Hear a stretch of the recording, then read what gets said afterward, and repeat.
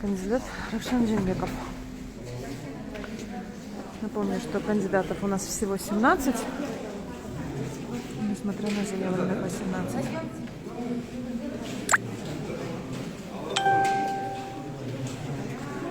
Вот здесь пройдет процедура идентификации.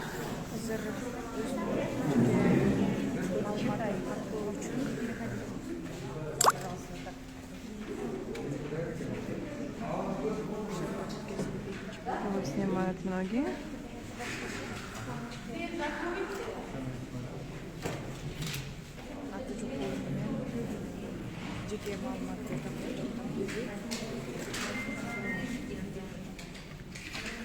Идет процесс. Вот получены чеки.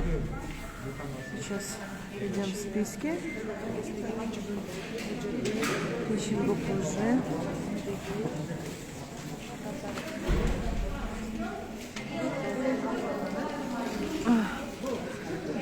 А вот посоветовали обратиться сюда. Ну как настроение, Равшан Бабарбекович? Настроение хорошее. Да? Надеемся на второй тур. Ну отлично, будем надеяться. Да. Уверен, что будет второй тур. И я думаю, что второй тур очень полезен. И очень необходим для нашей страны и для нашей демократии. Вы не верите, да, что выборы пройдут чисто? Нет, я вижу, что выборы более-менее чисто проходят, хотя в некоторых местах используются административные ресурсы, правоохранительные органы во время выборов использовались, но сравнительно эти выборы лучше, чем предыдущие выборы. Так.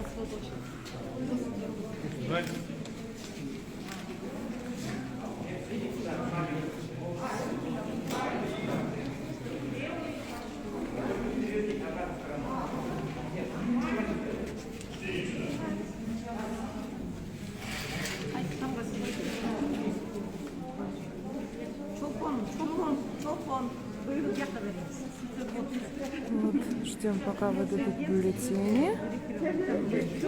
Напомню, что Равшан Джинбеков голосует в здании РУРа, участок 1343.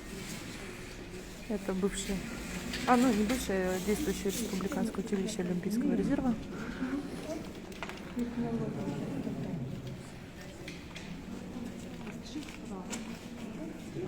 Так вот расписываются люди.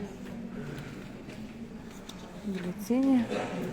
Бюллетени мы не снимаем. Ждем, пока вот видите, достаточно много СМИ.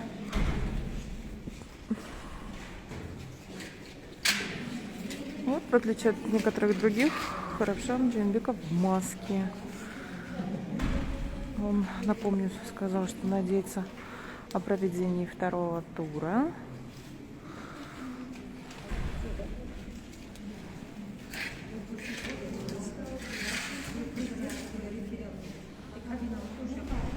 Вот. Симпатичная Джеки пошла голосовать.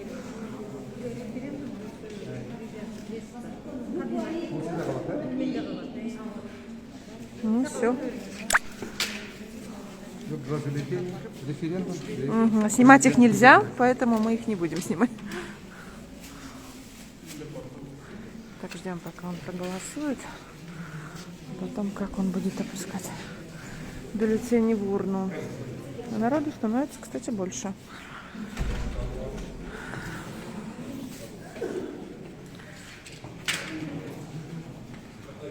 Вот очень хорошо видно, как бюллетени падают.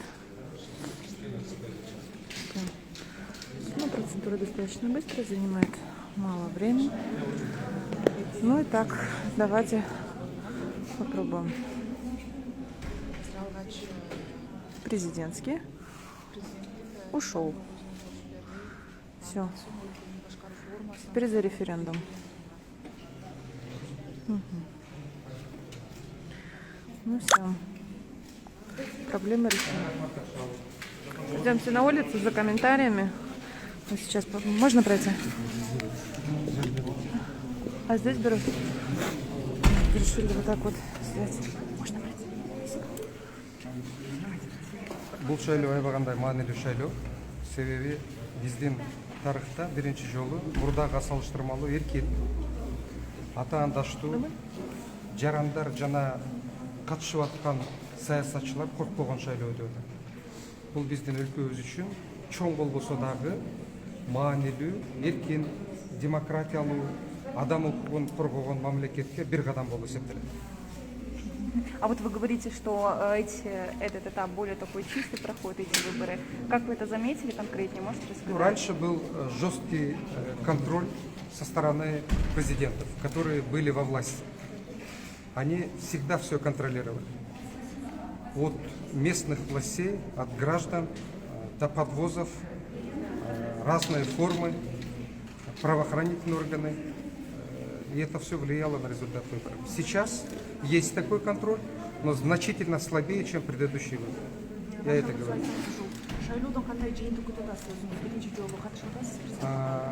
Мен ойлойм, эки тур болот шайлоодо. Эки тур бул аябаганда биз үчүн маанилүү. Биздин өлкө үчүн, таза шайлоо үчүн, өнүгүү үчүн эки тур аябагандай маанилүү. Жана мен эки турдун болушун каалайм. Демек акыйкат өтөрүнөн күмөнүңүз бар. Кандайдыр бир административдик ресурсту колдонуулар болду. Биз баарыбыз эле көрүп турдук, өзгөчө укук коргоо органдары.